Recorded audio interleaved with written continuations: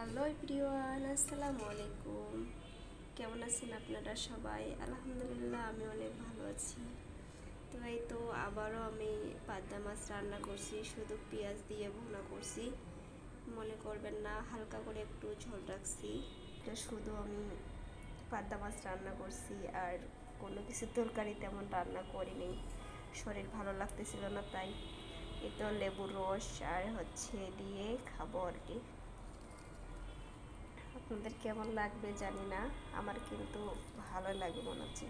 আসলে মাছ খেতে ভালো লাগে, তারপরেও খেতে বসেছি, একটু লেবু নিচ্ছি।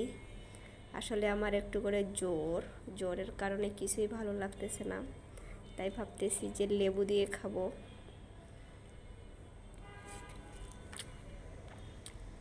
লেবুটাই বেশি স্বাদ লাগতেছে মাছটার চেয়ে।